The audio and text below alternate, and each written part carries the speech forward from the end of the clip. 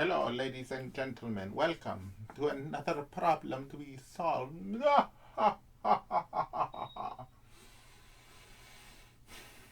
Okay, I'm just kidding, of course.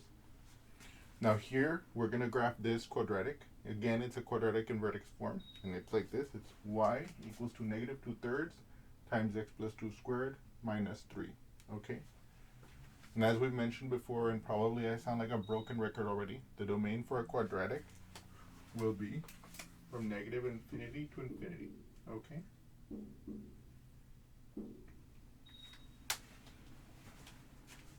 You guys can probably already tell that because this coefficient of the square term is negative, that it's going to open down.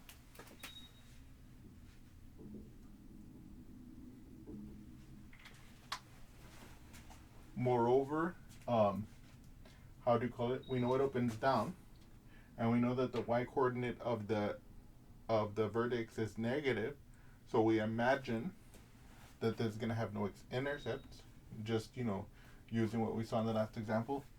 But we're going to get to that later, okay?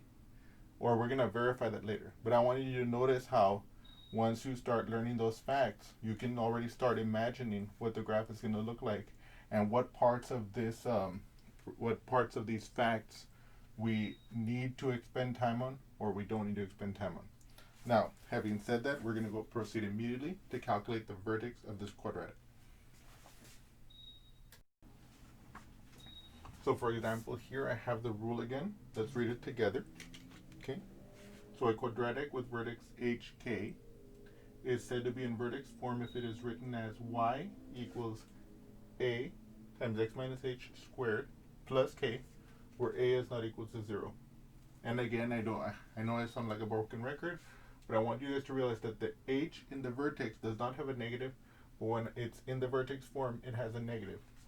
The k does not have a negative, and it does not have a negative in the vertex form. Okay, so that sign change in the formula that I wrote here is completely intentional. And of course, if the a, this coefficient, is positive, the parabola opens up, and if the coefficient is negative, it opens down.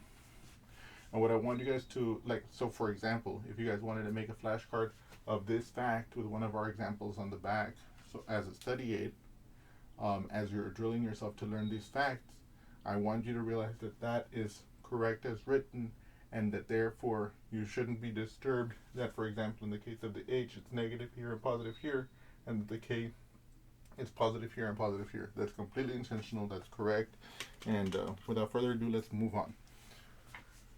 So now here, what I'm going to do is I'm going to copy this here, and then I'm going to copy the general case so that we can compare these side by side, so to speak, even though it's really one on top of the other, right?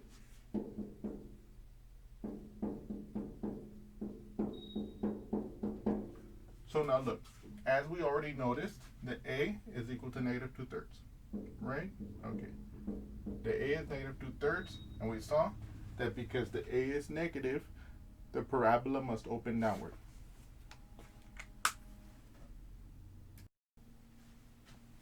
So as you can see here, since the a was negative, we know that the parabola is going to open down. So now let's do some comparison here. We have here a plus k in the general case, minus 3 in the example that we're working on.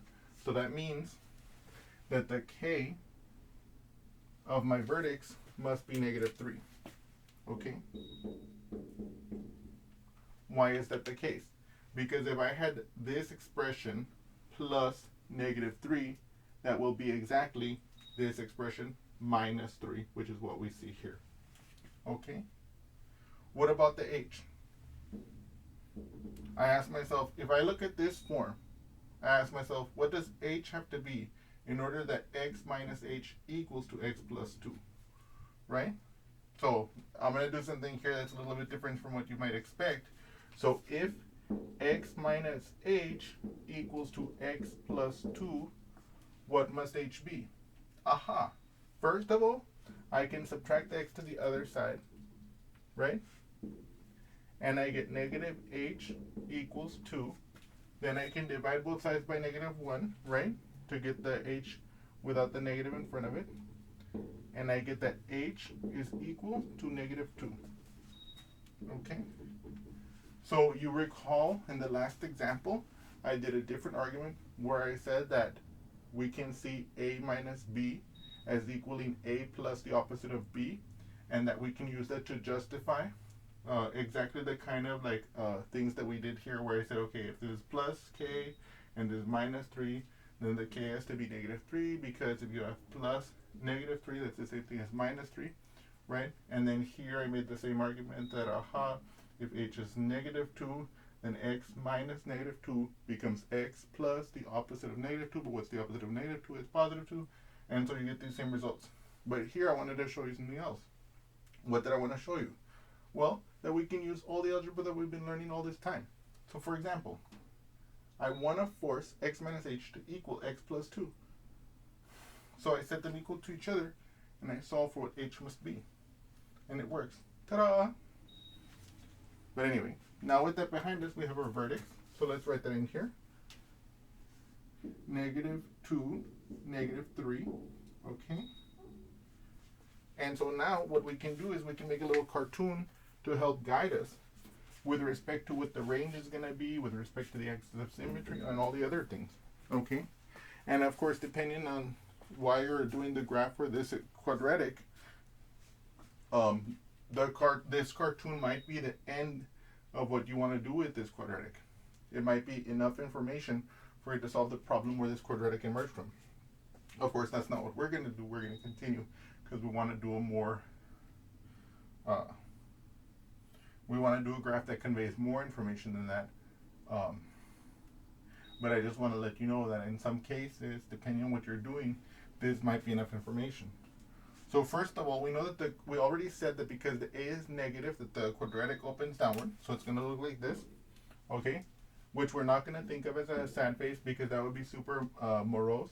But instead, we're going to think of it as just what a parabola looks like when it's like this, okay? Okay. And so now what we're going to do is we're going to place our vertex, right? It's going to be at the top of this mountain, right? And as you may or may not know, I'm pretty sure I've mentioned it before, but just to be clear, the location of the vertex is either the maximum of a quadratic when the quadratic is turned upside down, or it's the minimum of the quadratic when it's turned right side up. So in this case, that would be the maximum value. And so now, having seen the quadratic like this in this form, we can see, what is the range? Well, if I know if I go down y like this, I go towards y equals negative infinity. So the range will be from negative infinity all the way up to and including, but not exceeding, negative 3. So I can write my range as follows. Negative infinity all the way to negative 3, close bracket. The closed bracket, again, remember, means that I'm including that negative 3 because the function actually does achieve that value, right? Because as we see here, at the value negative 2, it actually achieves that value. Okay. Moreover, we can imagine that we can draw our axis of symmetry like this. It's the vertical line that goes through the vertex. How do I state the equation of a vertical line? X equals some constant. What constant? The x value that is shared in common among all the points on that vertical line. Well, in this, if the vertical line is to pass through the point negative 2 comma negative 3, then each point on this vertical line must have the x coordinate negative 2, and that means that the equation of the axis of symmetry is x equals negative 2. Okay, that's that vertical line there. And moreover, of course, as I've already mentioned, that's the axis of symmetry. So x equals negative 2. Okay? And so now we are left to determine what are the x-intercepts and what are the y-intercepts of this quadratic so that we can complete the plotting. And so without further ado, we're going to calculate the x-intercepts.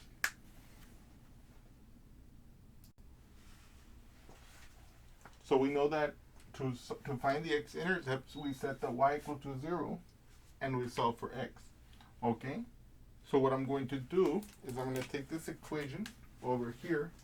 I'm going to set the y equal to 0 and I'm going to solve it for x. So in other words, 0 equals negative 2/3 times x plus 2 squared minus 3.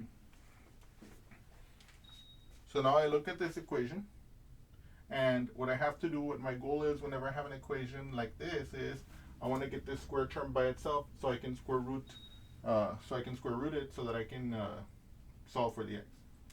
So the first impediment that I have here is that this term has 3 subtracted from it. Okay? So in order to do the opposite, in order to get rid of this 3, I'm going to add 3 to both sides. So if I add 3 to this side, this will go away, and I'm going to add 3 to this side. Okay? This is gone. What is this? This is positive 3 equals negative 2/3 x plus 2 squared. We have a problem here. I have x plus 2 squared times negative 2/3 equals 3. How do I get this square term by itself? I'm going to divide by negative 2/3. Okay? Let's do that together.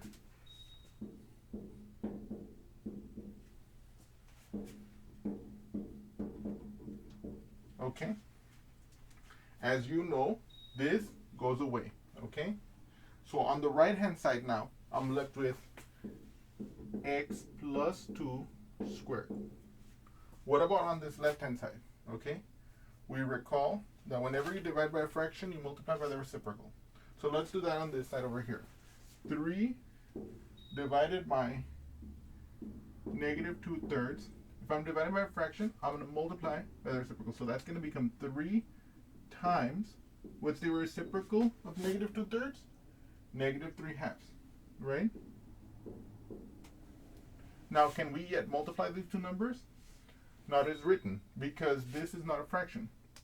So what I'm going to do is I'm going to rewrite it as a fraction by setting it as the numerator and 1 as the denominator, okay?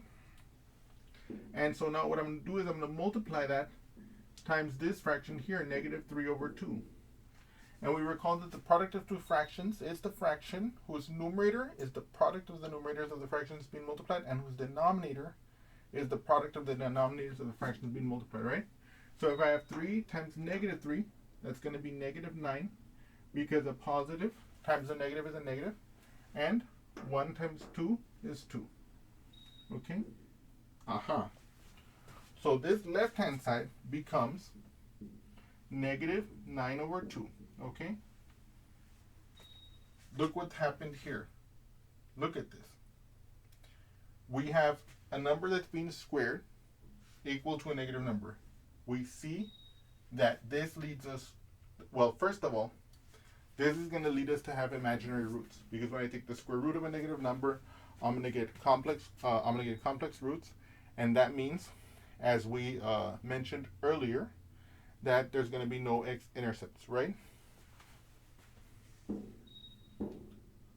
In other words, what do I mean by that? Recall the following fact. What is an X intercept of a function, or of the graph of a function, or of the graph of an equation? The X intercepts are the points on the x-axis where the graph of the function or equation crosses. The point or points on the x-axis where the function crosses. So we spoke earlier that when we're going to have a complex root, that there are going to be no points on the x-axis where the graph of the equation crosses. Okay? However, I do want to carry this forward so that we can see how to handle cases like this. So first of all, I'm going to square root both sides of this, okay? Because of course this is an important little detail that I don't want you guys to lose sight of, and I want to take this opportunity to continue developing this in you guys. So let me first bring this up here, okay? So x plus 2 squared equals negative 9/2, right? The first thing I'm going to do is I'm going to take away this is squared on the left hand side. How do I do the opposite? I square root, right? So that's going to be x plus 2 is equal to plus minus the square root of negative 9/2. Okay? Okay. So now what I'm going to do is I'm going to replace this expression with I times the square root of 9/2. So this is going to equal, or this is going to simplify to x plus 2. Oh, whoops.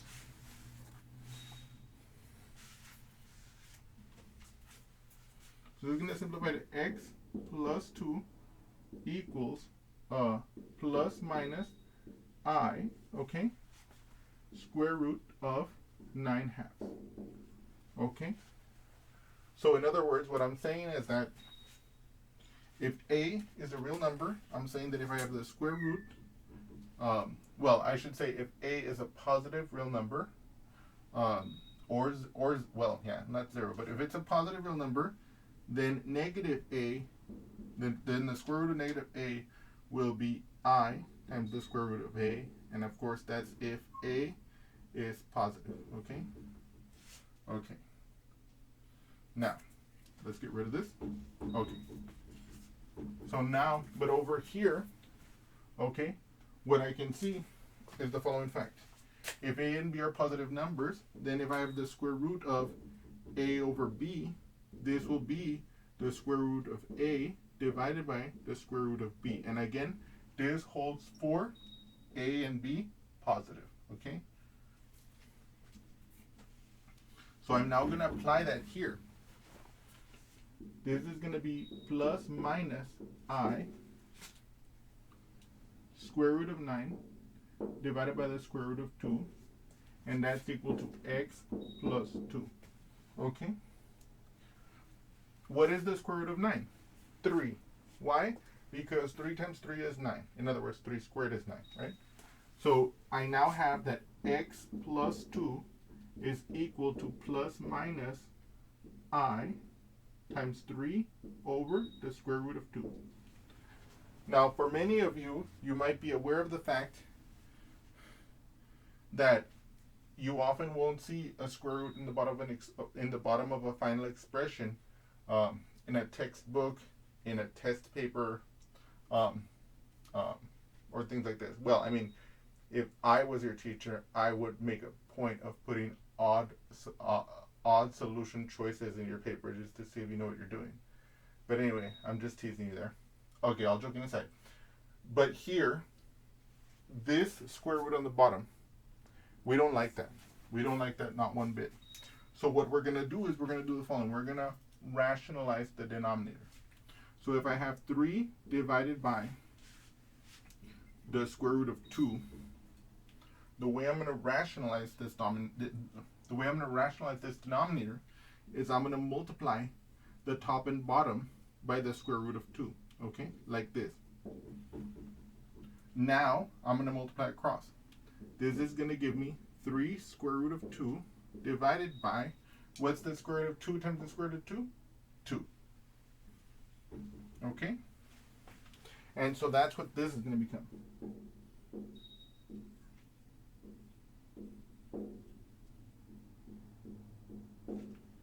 So plus minus I 3 square root of 2 over 2. And so now I'm going to subtract the 2 to the other side, and I'm going to have x equals negative 2 plus minus, and I'll do 3 square root of 2 over 2, and then I, like this. And then, like, if I really want to put a bow on it, I'm going to split those into the 2 complex roots. And that is, one of them will be x equals negative 2 plus 3 square root of 2 over 2i, and x equals to negative 2 plus minus 3 square root of 2 over 2i. I'm sorry, not the plus. In this case, it's just the minus one. Right? So these are my 2 complex roots.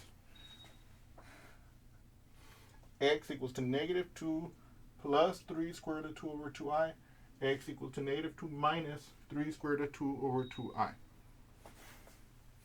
Okay. That looks good. Okay. So now, okay. Let me see here. So now I'm going to get rid of this, okay? Well, what I want you guys to see is that, well, I wanted you to see that so you can know how to handle complex numbers, to remind you of how to handle them. Because, of course, even though for the purposes of this graph, they might not have significance because the graph does not cross the x-axis as evidenced by these complex roots. It was still a good exercise for us to go through that. Now I'm going to calculate the y-intercept of this quadratic.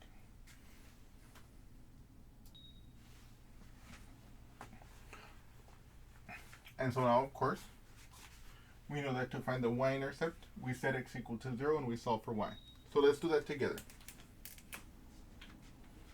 So if we look at this expression here, or this equation, I'm going to take y equals negative 2/3 0 plus 2 squared minus 3. Why am I inserting the 0 for x? Because I'm setting x equal to 0 as part of the condition to find the y-intercept. Now, I'm going to first do this. 0 plus 2. Why? Because of the order of operations. Parentheses go first. If I can simplify parentheses, that's what has to happen first. Here, 0 plus 2 is just 2. So, negative 2/3, 2 squared minus 3. Okay? Now I ask, are there any parentheses that can be simplified? No. This parenthesis is already simplified as far as it can be simplified. Are there any exponents? Yes. This square. So this 2 is going to be squared first. 2 times 2, 4. This becomes negative 2/3 times 4 minus 3. We're in problems here now because now I want to do this multiplication. Okay? But this is not a fraction. How am I going to fix this? Aha! I can change it into a fraction by setting it over 1. Right? So now I can perform this multiplication. First of all, I know that this is a negative times a positive. So whenever we have the product of numbers of opposite signs, that product will have the sign that is negative. Okay? So it'll be negative. Okay? What's 2 times 4? That's 8. What's 3 times 1? That's 3. And now here, minus 3. Oh no! We have a fraction and we're subtracting the whole number. Is that possible? Not yet. We have to do more work. So let's do that together. Negative 8/3 minus, first I want to rewrite this as a fraction. How am I going to rewrite the number 3 as a fraction? By setting it as the numerator and 1 as the denominator. So it'll be minus 3 over 1. Okay? Now the key issue is that I can't subtract these until I have the same denominator. How am I going to do that? Well, in this case, we're fortunate that this has the denominator 1 because that means that we're only going to have to change this one. We want to make it have a denominator of 3. But how do we get an equivalent fraction? We multiply this fraction by a fraction that equals 1. That is to say, a fraction that has the same numerator and denominator, but with the focus in our brain to get the bottom here to equal 3. So what times 1 is 3? 3. So if I multiply the bottom by 3, I'm going to multiply the top by 3 also. So this is then going to become negative 8 over 3 minus 3 times 3, 9, over 1 times 3, 3. Aha! I have two numbers, they're both negative, so negative 8 minus 9 will be negative 17 over 3. We have now found the y-intercept of this graph. Namely, it is the point with x-coordinate 0, and with y-coordinate negative 17/3. Okay? And of course, if you think about it, you can see that this is about, well, not about, this is negative 5 and 2/3. Right? Yes. So you could also see this as negative 5 and 2/3. Okay? So that if you were going to do a rough graph, you would know that you would go down 5 and then 2/3 of the way towards 6. Okay? When you're plotting that point. So now we're going to make our table and our graph.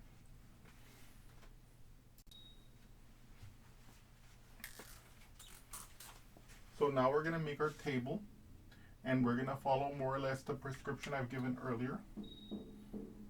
Okay? And that is, we're going to start with the vertex in the middle. So it'll be negative 2, negative 3, and we're going to go 2 to the left and 2 to the right. Okay? So let's say negative 3, negative 4, negative 1, 0. Okay? Now, we know that if x equals 0, the y is going to be negative 17 over 3. So this one we already know. Okay. And we know by symmetry that if I go 2, so here I'm going 2 to the right to get to 0 as far as the x is concerned. Because, of course, okay, if you look at these x's on the line so that we can orient ourselves, this is 0, negative 1, negative 2, negative 3, negative 4. From negative 2, I had to go 2 to the right to get to 0. If I go 2 to the left, I'll be at negative 4. But because we picked the vertex to be the middle here, since I'm going 2 to the left, and the axis of symmetry goes through this vertex, then if I go 2 to the right, if I go 2 to the left, I will get the same y value, okay? Okay. I'm going to calculate this explicitly for you so that you can see that calculation performed. And now we're going to calculate what the value of y is for x is negative 1 and for x is negative 3. Okay? And I'm going to go through those calculations in explicit detail, again, to refresh and continue to keep strong our knowledge of fractions and how to calculate them. Okay? Because I think that's important. So first, for x equals to negative 1, okay? I'm going to calculate this. So y is going to equal to negative 2/3 negative 1 plus 2 squared minus 3. Okay? This is going to equal to the following. So first of all, what is negative 1? Negative 1 is negative 1. What is negative 1 plus 2? Positive 1. So here I have negative 2/3 times positive 1 squared minus 3. Now I ask, what is the next operation that can be carried out? Well, we know that the no parentheses can be simplified anymore. So now we look for exponents. Aha, there's that square here. What is 1 squared? 1 squared is 1 times 1. What is 1 times 1? It's 1. So here I get negative 2/3 times 1 minus 3. Now here, if I have negative 2/3 times 1, that's just negative 2/3. Okay? Why is that the case? Because we know that for any number, for any real number, if you multiply that real number by 1, the product will be that real number itself. 3 times 1 is 3, 2 times 1 is 2, negative 2/3 times 1 is negative 2/3, and so on and so on. Now here we have arrived at this step. Now, what do? We have a fraction and we're subtracting a whole number. Can we do that? Not directly. We have to make this number into a fraction. So we're going to do that here. It's going to become negative 2 over 3 minus 3 over 1. Now, we ask, can we do it yet? Not yet. They have different denominators. So I have to fix this fraction in such a way that it'll have the same denominator as this fraction. How am I going to do that? I'm going to multiply this fraction by a fraction that equals 1 in such a way that I can get the equivalent fraction. So, I ask myself, what times 1 will give me 3? Aha! 2 million. Just kidding. 3. Right? If I multiply 3 times 1, I get 3. And if I multiply the bottom by 3, I have to multiply the top by 3. So then that becomes negative 2/3 minus 3 times 3 is 9. 1 times 3 is 3. I have two fractions. They're both of the same denominator. We're done. Negative 2/3 minus 9/3 is negative 11 over 3.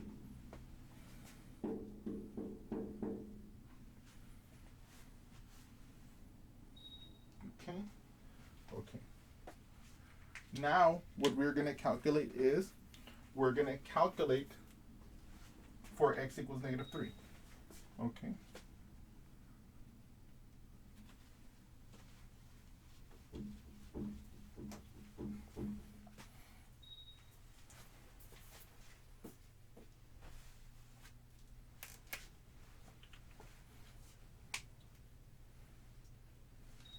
for x equals -3, okay, what am I going to have? Well, so first of all, I'm going to have -2/3 times, what is -3 plus 2? Aha, it's -1. Let's square that, -3. Right? I had to do the parentheses first because of the order of operations. Now, but now what is left to us to do? The exponent. Look at this. I have -1 squared. What is that? -1 squared by definition is -1 times -1. What's -1 times -1? +1. Why? Because a negative times a negative is a positive, and because 1 times 1 is 1. So -1 times -1 is +1, and so this -1 squared becomes 1. So I have -2/3 times 1 minus 3. That looks awfully familiar.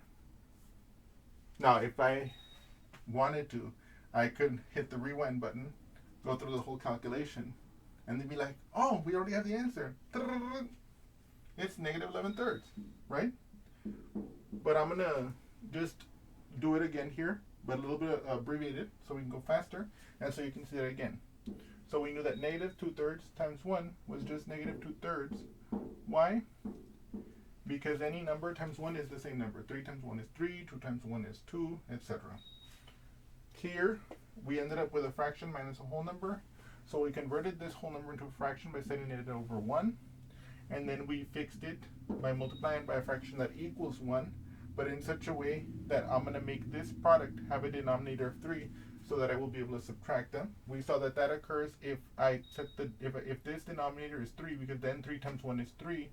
So if I set that here, then if I set the top to 3 also, then that fraction equals 1.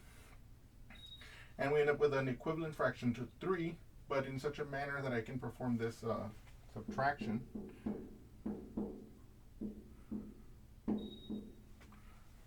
And of course I got the 9/3 because 3 times 3 is 9, 1 times 3 is 3, right? Now let me highlight something here. Notice, in this expression, what is 9 divided by 3? It's 3. So this expression and this expression are identical numerically. The only difference is that this expression has two fractions that are clothed in such a way that it will allow us to perform the subtraction. And of course we can see that this is exactly -11/3. Right? As required. And so now, without further ado, we're going to complete this table. Yes. Not the table, I'm sorry. We're going to do the graph now. Okay.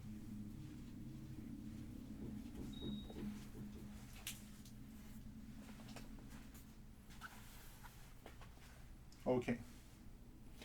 So now, we're going to look at our table. Aha. I can see that as far as the x's are concerned, I go from 0 to -4. So in other words, more on the second or third quadrant of the Cartesian plane, right? And also here, this is all negative. So really the third quadrant. If you forget, that's like this. Stick with me here. This is my xy axis. This is my first quadrant, my second quadrant, my third quadrant, and my fourth quadrant. Here, I have the x is negative and the y is negative. So from what we just discussed here, you can see that we're really going to focus on this part. Now, we need to figure out how much of the graph do we need to draw. Well, from what we can see here, we can see that we don't have to draw that much along the x-axis, maybe to -5. And we don't have to go down that much because this, as we already argued, -17/3, that is essentially -5 2/3. Well, not essentially, it is 5 2/3, right? -11/3, that's going to be 3 2/3, -3 2/3. And so what we can do is we can just draw that like this. Okay, so 1, 2, 3, 4, 5, 6, right? And then 1, 2, 1, 2.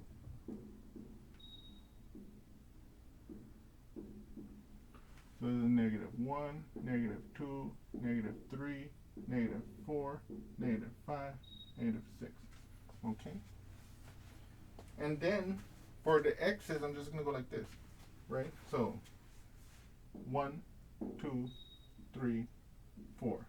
And this is -1, -2, -3, -4. And of course, the 0 is the y-axis. Now, what I know that you all observed there is that I drew the 1 here, but I put 2 tick marks. Why? -1/3, -2/3, -3/3. -4/3, -5/3, -6/3, -7/3, 8/3, -9/3, 10, 11, -12/3, 13, 14, -15/3, yeah, 16, 17, and so you get the picture. I did it so that we would be able to plot these fractional points exactly. And also, let me see what else I wanted to tell you.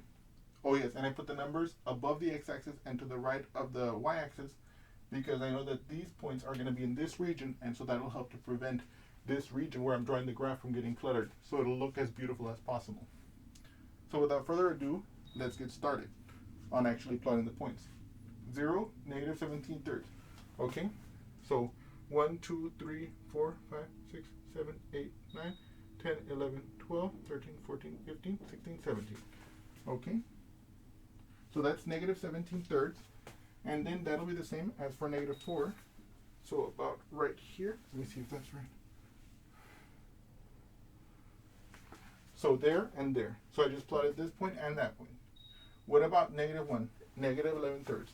-1, so 1, 2, 3, 4, 5, 6, 7, 8, 9, 10, 11. It's right here, -3 2/3. Here, and also at -3, right? So here as well. Okay. And then finally, -2, -3. Okay. So now we have plotted all those points, okay? And now we just have to connect them gently.